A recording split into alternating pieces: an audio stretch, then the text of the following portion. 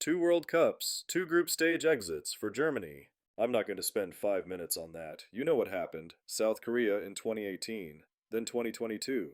They beat Costa Rica in the final group game, and it still wasn't enough. Japan and Spain both came through, and Germany went home anyway. The image of Neuer realizing that, standing on the pitch in Qatar, knowing the result down the road had already decided everything. That one sticks. A country that had basically built its identity around tournament football, watching itself come apart twice in a row. That was real, and it hurt real people who genuinely love this team. But here's the thing about rebuilds, they're boring to watch from the outside. The results look inconsistent, the squad looks unsettled, and the media keeps pulling up the same disaster clips. Meanwhile, something is actually happening, and with Germany, something has been happening for a while now. The question going into 2026 is whether that something is enough. Let me start with the most important development in German football over the last 2 years, which is not a tactical change or a coaching decision, it's a relationship. Florian Wirtz and Jamal Musiala. When those two are on the pitch together, and it's working, Germany's attack looks nothing like what it looked like in 2018 or 2022. Those teams were heavy, predictable, slow to transition. This is different. Wirtz drops into half spaces and drags defenders out of shape. Musiala carries the ball into tight areas where most players would just recycle possession. Neither one of them stays in a fixed position for very long, which creates a genuine problem for anyone trying to press Germany out of their rhythm. The March 2024 friendly in Lyon, Germany 2-0 France, was the clearest 90 minutes of what this combination can produce. France pressed high, tried to be aggressive, and Germany just moved through it, not because of individual quality alone, but because Wirtz and Musiala kept rotating, kept offering angles, kept making the press look disorganized. There were sequences in that match where the French midfield literally couldn't agree on who to follow. Now that was a friendly. I know, the margin for error is different, the intensity is different, and France weren't exactly playing a Champions League final, but the patterns were real, the movement was real. And the fact that two players who are both capable of being the creative center of a team can share that space without canceling each other out, that's genuinely unusual. Most teams have one. Germany right now has two. The question that hasn't been fully answered yet is whether that combination holds up when the opposition has 3 days of video prep specifically to stop it. In a knockout game, when space compresses and every team defends deeper, Wirtz sometimes searches for room that isn't there. That's not a criticism, it's just what happens to creative players when the tournament reaches the later rounds. Musiala has more tools to work in tight spaces, more willingness to take contact and keep going. But both of them together being neutralized at the same time is a real scenario, and Germany need to have an answer to it. I'm not sure they fully do yet. Behind them, Joshua Kimmich does something that's easy to overlook because it's not glamorous. He decides when Germany go fast and when they slow down. That's it. That's the job.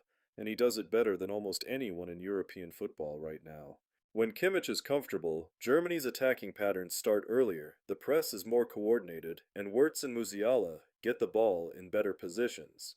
When Kimmich is under pressure, when opponents are physical in central areas and he doesn't have clean passing lanes, the whole system looks shakier. The Euro 2024 quarterfinal against Spain showed that. Spain didn't just press hard. They found the spaces around Kimmich in transition. They made him uncomfortable on the ball, and for long stretches Germany couldn't build rhythm the way they wanted. Marino's late header was cruel, but the real damage had been done in midfield for most of the second half. At the back, Antonio Rüdiger has become one of the most important figures in this squad, and not just because of what he does defensively. His distribution from the back has quietly improved over the past 2 seasons at Real Madrid.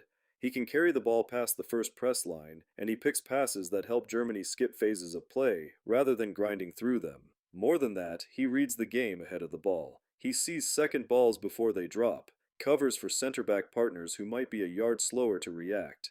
That kind of awareness doesn't show up in stats, but it keeps clean sheets alive, and it keeps structure intact under pressure. The concern with Rüdiger is straightforward. He's no longer at the start of his peak.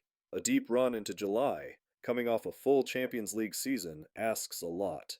His athleticism is still there, but it's not bottomless. If he picks up a knock or his legs go in a semi-final, Germany don't have a seamless replacement at that level of reading and leadership. And then there's the question everyone circles around without quite committing to an answer. The striker. Kai Havertz has improved at Arsenal, genuinely. His movement is sharper, his hold-up play is more reliable, and he's shown he can score goals in a top league under pressure.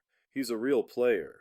But when I watch him in a Germany shirt, I still sometimes feel like he's more comfortable contributing to goals than demanding them.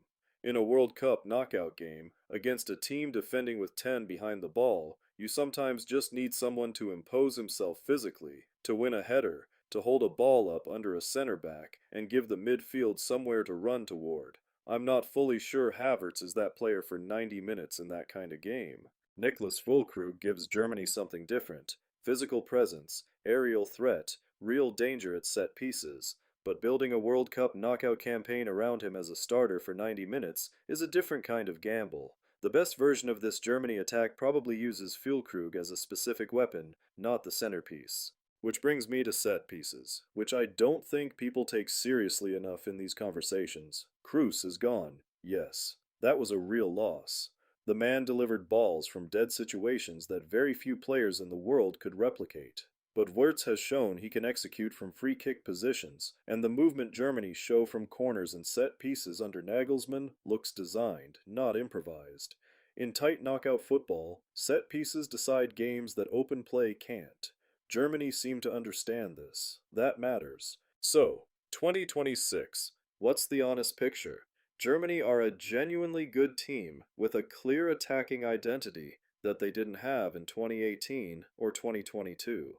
They have the best creative partnership in their squad in probably 15 years. They have a holding midfielder who controls tempo at the highest level. They have a defensive leader who plays week in, week out in the best club environment in the world. The system has shape, the coach has a plan, and the squad has enough quality to hurt anyone on a good day.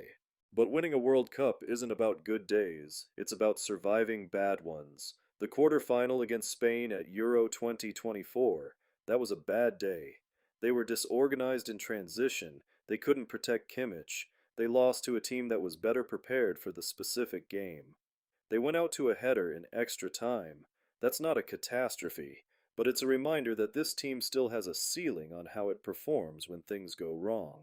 The 2026 format gives them more runway, 48 teams, 3 group games, more room to find form. Realistically, Germany reached the quarterfinals. In a good draw, they reached the semifinals, winning the whole thing. Beating France, Brazil, England, Spain, whoever makes it deep, requires more than what I've seen consistently from this squad. It requires Musiala staying healthy, Wirtz being on form in the actual big games rather than just the build-up, and someone in the striker position finding an extra gear that we haven't seen yet. I want to believe it. I think a lot of German fans, after 2018 and 2022, are at that cautious point where they don't quite let themselves believe it yet, which is probably the right place to be. What I do believe is that this Germany team is worth watching again. That's not a small thing after the last few years. There's a real story here, and it plays out in North America this summer. If you think Germany can go all the way, or if you think there's a ceiling I'm missing, drop it in the comments. I want to hear where people actually land on this one. And if you want more deep dive football content like this, the subscribe button's right there. There will be more of these coming.